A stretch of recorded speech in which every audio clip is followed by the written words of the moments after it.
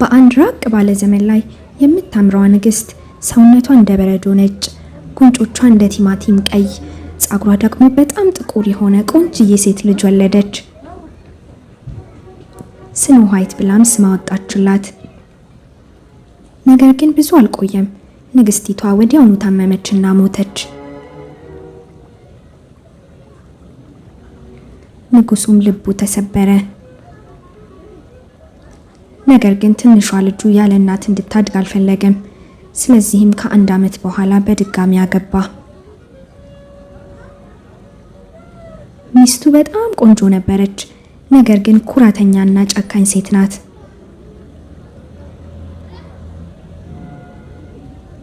ንጉሱንም በጨለማ አስማት ተቆጣጥራው ነበር። ሁሉ ጊዜም ቢሆን እውነቱን ብቻ የሚናገር ሚስጥራዊ መስታወትም ነበራት።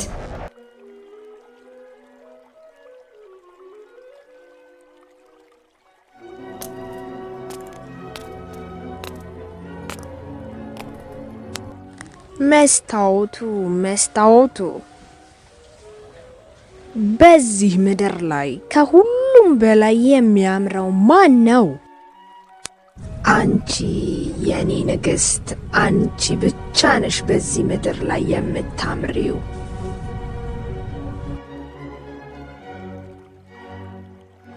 ዓመታት ካለፉም በኋላ ስኖ ዋይት አደገች። የምታምርም ወጣት ሆነች። ከንግስቲቷ በላይ እንኳን ሳይቀር ቆንጅዬ ልጅ ሆነች።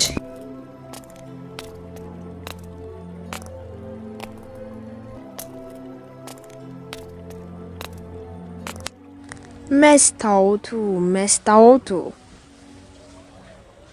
በዚህ ምድር ላይ ከሁሉም በላይ የሚያምረው ማን ነው? አንቺ የኔ ንግስት፣ አንቺ ብቻ ነበርሽ። አሁን ግን ስኖ ዋይት ካንቺ በእጥፉ ቆንጆ ናት። ምን? እንዴት ሊሆን ይችላል? ስኖ ዋይትን ከዚህ ማስወጣት አለብኝ። ሃንትስማን፣ ስኖ ዋይትን አሁኑኑ አውጥተህ ግደልልኝ። ከዚያም ሳምቧንና አንጀቷን አውጥተህ አምጣልኝ። እንደፈለግሽ ይሁን ንግስት ሆይ።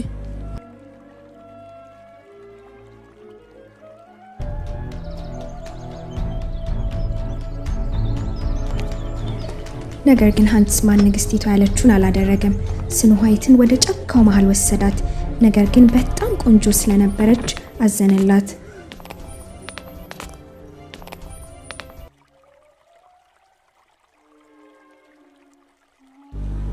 ሂጂ አምልጭ አንቺ ልጅ።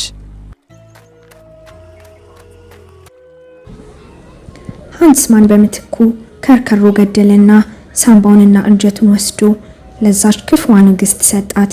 እርሷም ለእራት ሰርታ አቀረበችው። አሁንም ስኖ ዋይት በጣም ፈርታ ስለነበር በጫካ ውስጥ ትሮጣለች። በመጨረሻም ቀኑ ሲጨልም ትንሽዬ ቤት አየች።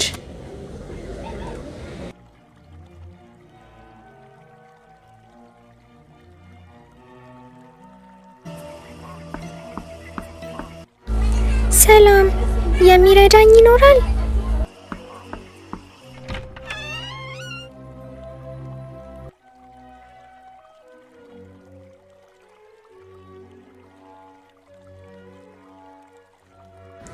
ስኖ ዋይት በጣም እርቧትና ጠምቷት ነበር።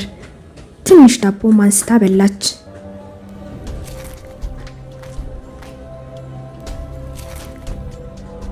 ከሰባቱም ሳህን ላይ አትክልት እያነሳች በላች።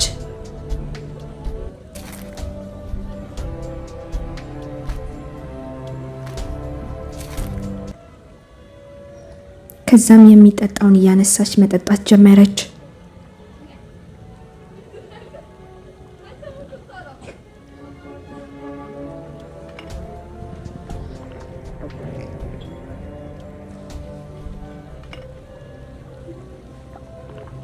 ቀጥላም በሰባቱም ትንንሽ አልጋዎች ላይ ለመተኛት ሞከረች።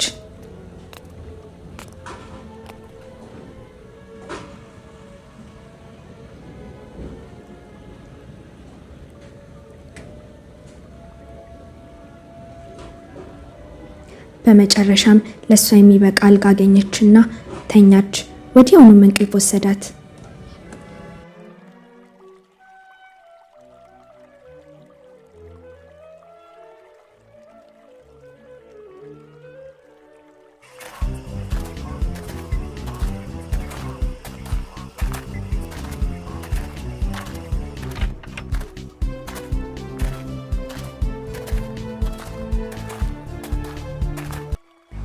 እንዴ ምግቤን ከሳህኔ ላይ ማን የበላው? የኔንስ ዳቦ ማን የገመጠው? የኔንስ አትክልት ማን የበላው? አንድ ሰው እውነቱን ይንገረኝ። የሆነ ሰው አልጋው ላይ ተኝቶ ነበር። የኔ ላይም ተመልከቱ፣ እዛ አልጋ ላይ ሆነ ሰው ተኝቷል።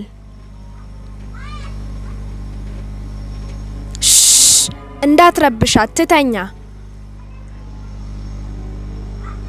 ዋው በጣም ታምራለች። እንደዚህ ያለች ቆንጆ አይቼም አላውቅም።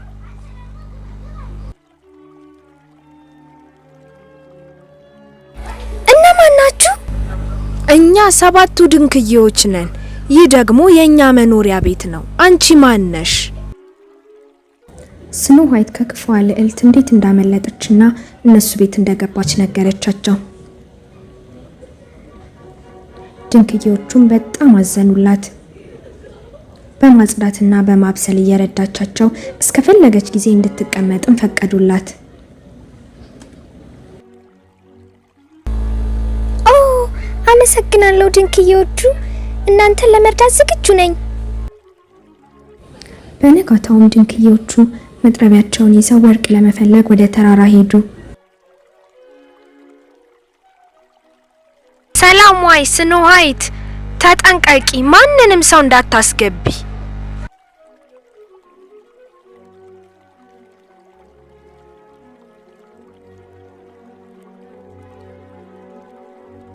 ከዚያም በኋላ ክፉዋ ንግስት ወደ አስማተኛው መስታወት ተመልሳ ሄደች።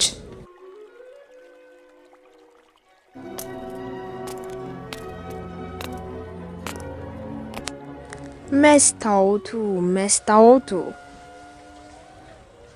በዚህ ምድር ላይ ከሁሉም በላይ የሚያምረው ማን ነው? አንቺ ነበርሽ ንግስት ሆይ። ነገር ግን ከ7ቱ ድንክዬዎች ጋር ያለችው ስኖ ዋይት እስካሁን ካንቺ የምትበልጥ ቆንጆ ናት።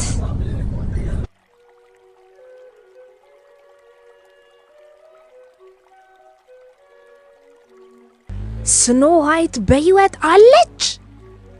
ሃንትስማን ዋሽቶኛል ማለት ነው። አሁኑኑ ራሴ ሄጄ ማግኘት አለብኝ።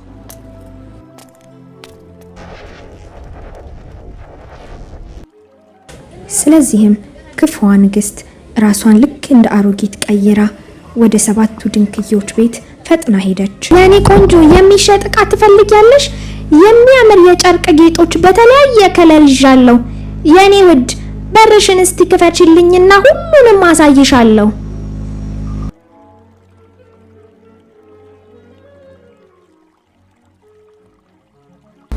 ይህች አሮጊት ሴትዮ ልትጎዳኝ አስባ አይመስለኝም። ስለዚህ ላስገባት እችላለሁ።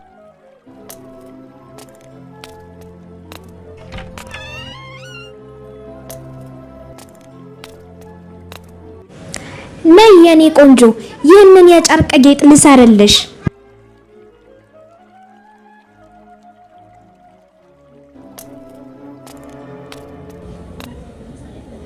ክፉዋ ንግስት የጨርቁን ጌጥ የስኖ ዋይት ወገብ ላይ ያደረገችውና አጥብቃ አሰረችው። በጣም አጠበቀችው። ስኖ ዋይትም መተንፈስ ከበዳትና ራሷን ስታ መሬት ላይ ወደቀች። አሁንም የምድሩ ሁሉ ቆንጆ እኔ ሆኛለሁ።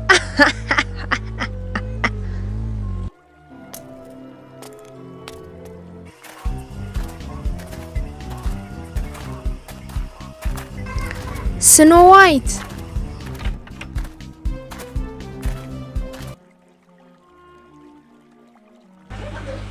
ሄሪ፣ የጨርቁን ጌጥ ቁረጠው።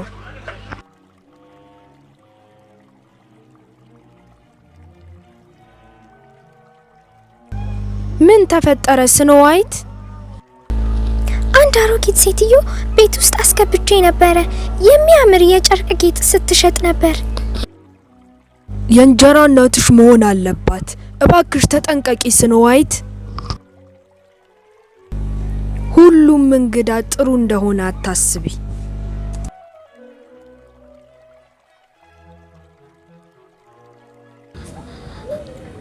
ወደ ቤቷም እንደተመለሰች ወደ መስታወቱ ጋር በድጋሚ ሄደች። ከዚያም ስኖ ዋይት በድንክዮቹ አማካኝነት እንደተረፈች አወቀች። በጣም ተናደደች። ከዚያም ራሷን ለማኝ አስመስላ ቀይራ ወደ 7ቱ ድንክዮች ቤት ተመልሳ ሄደች።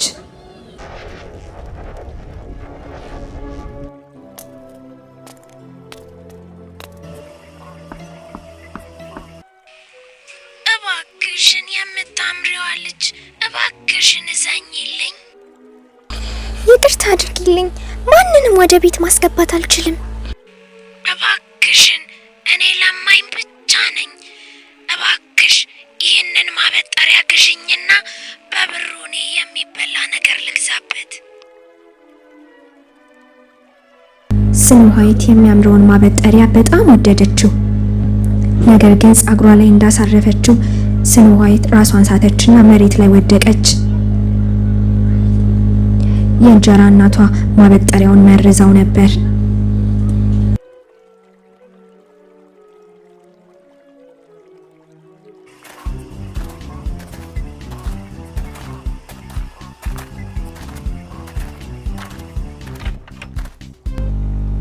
ወይኔ በድጋሚ አይሆንም።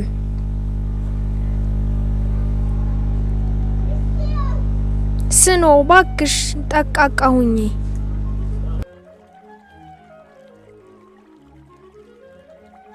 ከዚያም በኋላ ክፉዋ ንግስት ወደ መስታወቱ ተመልሳ ሄደች።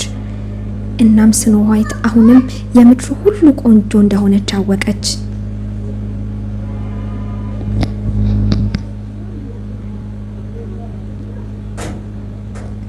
በፍጥነት እየበረረችም ደረጃውን ወረደችና ወደ ሚስጥረኛው ጨለማ ቤት ሄደች። ከዚያም የሚያበራ ቀይ የተመረዘ ፖም አዘጋጀች። ፖሙንም ይዛ ወደ 7ቱ ድንክዮች ቤት ሄደች። ገበሬ መስላ ራሷን ደብቃ ለስኖ ዋይት ፖሙን አቀረበችላት።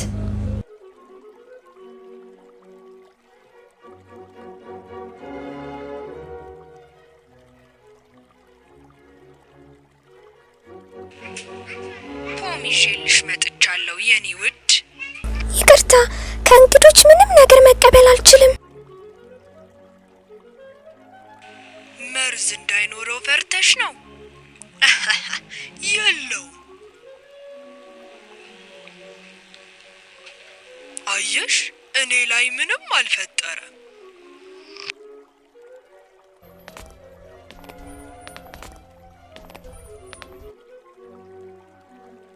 ስኖ ዋይት ፖሙን በአንዴ በትልቁ ገመጠችው። የእንጀራ እናቷ ግማሽ ጎኑን ብቻ መመረዟን አላወቀችም ነበር። ማኘክ እንደጀመረችም መሬት ላይ ራሷን ስታ ወደቀች። እስኪ አሁን ድንክዮቹ ያድኑሽ እንደሆነ እናያለን።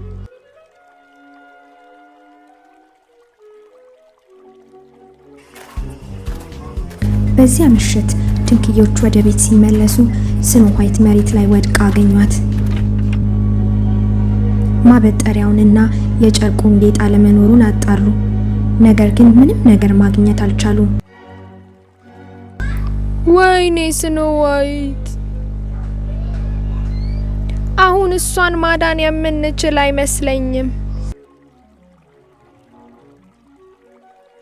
በጣም ያዘኑት ድንክዮችም ስኖ ዋይትን በሚያምር የመስታወት የሬሳ ሳጥን ውስጥ አስቀመጧት። ምክንያቱም በጣም ቆንጆ ነበረች። ፊቷ ሲታይም እስካሁን የተኛች እንጂ የሞተች እንኳን አትመስልም ነበር። በዚያም የመስታወት ሳጥን ውስጥ እንዳለች ለብዙ ዓመታት በጫካ ውስጥ ተቀመጠች። ከዕለታት አንድ ቀን ልዑሉ ድንክዮቹ የሚኖሩበት ቤት መጣ።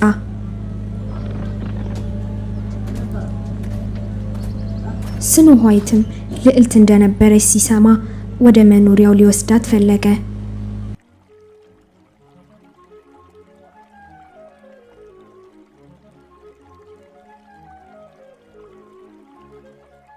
እባካችሁን እለምናችኋለሁ ይችን ቆንጆ ልዕልት ወደ ቤተ መንግስቴ እንድወስዳት ፍቀዱልኝ።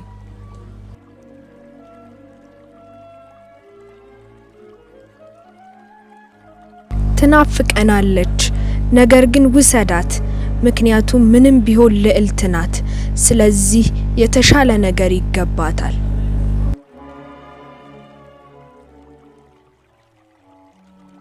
ከዚያም የንጉሱ አገልጋዮች የስኖ ዋይትን ሳጥን ተሸክመው መሄድ እንደጀመሩ አንዱ ጠባቂ አደናቀፈውና ወደቀ። የሬሳ ሳጥኑ ሲወድቅም ከስኖ ዋይት አፍ ውስጥ ተመርዞ የነበረው ፖም ወጣ። ከዚያም የመስታወቱ ሳጥን ተሰብሮ ብዙ ቦታዎች ተሰነጣጠቀ።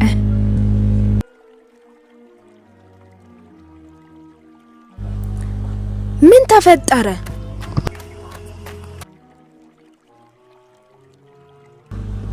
የኔ ልዕልት አትጨነቂ፣ ከዚህ በበለጠ የሚያምር ሳጥን እሰራልሻለሁ። ልክ እንደ ሮዝ አበባ ነው የምታምሪው።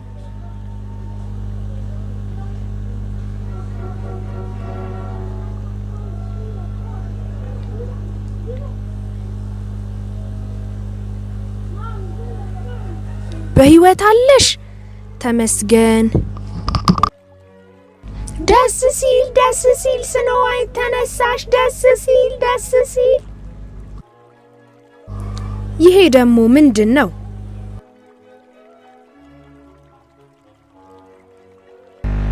የተመረዘ ፖም። ክፉ የእንጀራ እናቷ ሰጣት መሆን አለበት። ክፉ የእንጀራ እናት? አታስቢ የኔ ልዕልት፣ እኔ እጠብቅሻለሁ። የእንጀራ እናትሽም ደግማ አትጎዳሽም። አመሰግናለሁ ውዱ ልዑል።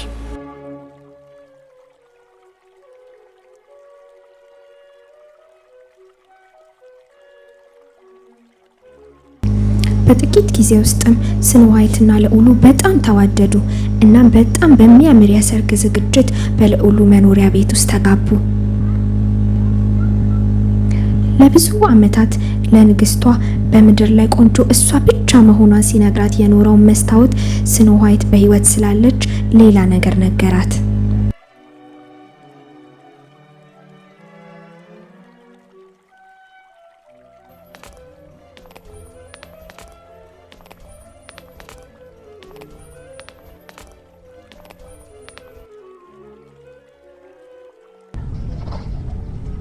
የኔ ንግስት እውነት ነበር። ነገር ግን አዲሷ ንግስት ካንቺ የምትበልጥ ቆንጆ ናት።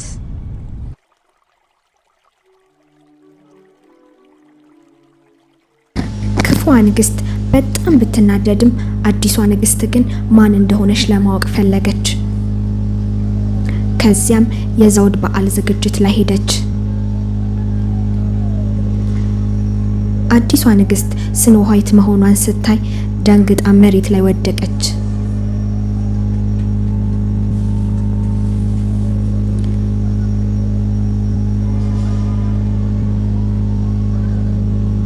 የንጉሱም አገልጋዮች ተሸክመው ዳግም ማንንም መጉዳት እንዳትችል ወደ ጨለማው ክፍል ውስጥ ወሰዷት። በዚያም አሰሯት።